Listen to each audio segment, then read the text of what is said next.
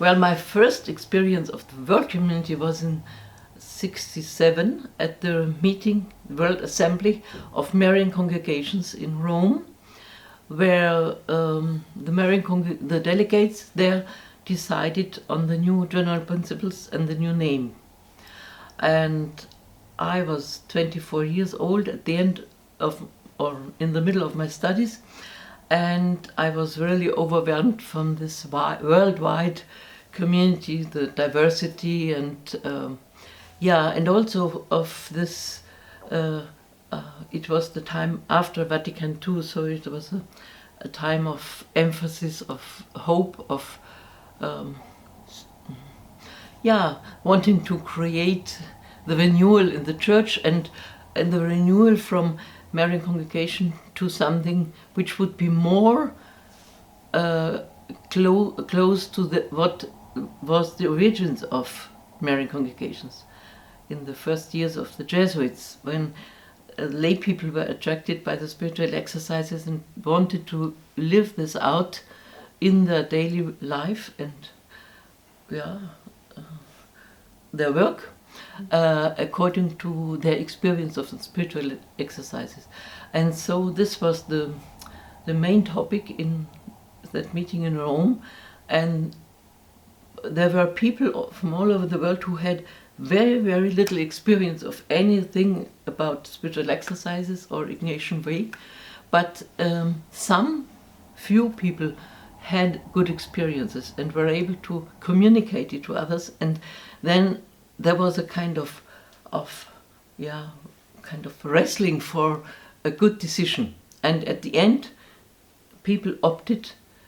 with a very strong majority for the new general principles and for the new name. I come back again to Rome 67, excuse me, and when the first general principles were adopted, as I said already, little experience, but a great desire and a readiness to go forward. And then in 1990 in Guadalajara, where the decision on the new version, the actual version of the spiritual of the general principles was done, and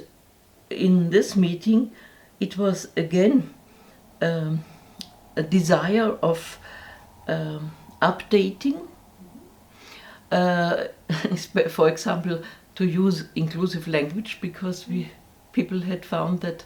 listening to the signs of the time,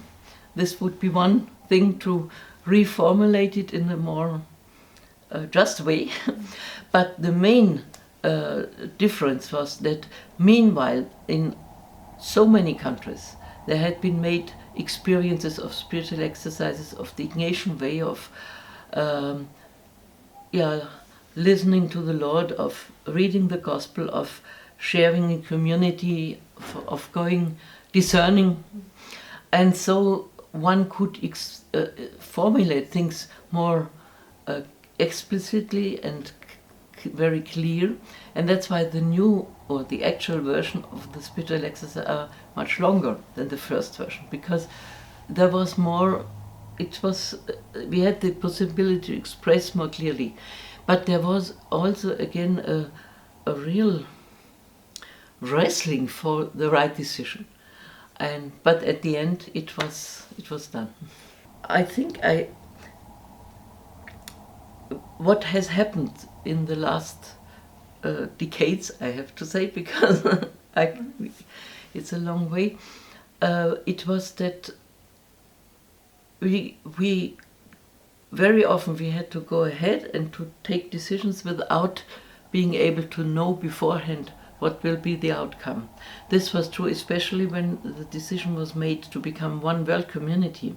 because before it was World Federation, each country sent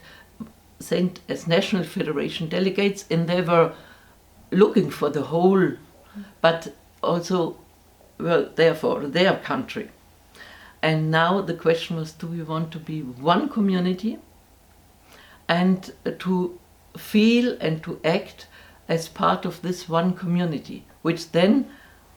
becomes concrete in different countries and places and so. And this meeting was held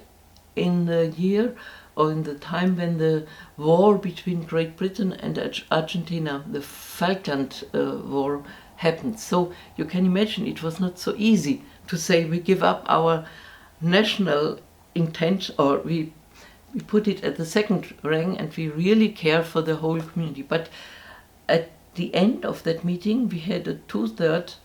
and the way to find the decision was a kind of Ignatian deliberation. But within was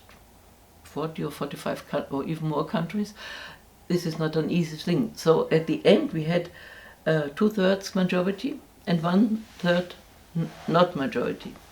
And then the EXCO had to say, what shall we do? I mean, in a parliament it would be wonderful to have 2/3. But if you have an Ignatian deliberation process, what does it mean? And so the EXCO said, well, it's a clear indication that in the coming years to the next assembly, we live as if we were one community, but we also consider very attentively what were the reasons of those who voted against. And in the next assembly, which was in Providence 82, we will come back to the same question, make a new discernment process, and at the end it was really unanimous. So I think this is a reason of hope that the Lord, if we let him do, he can do great things.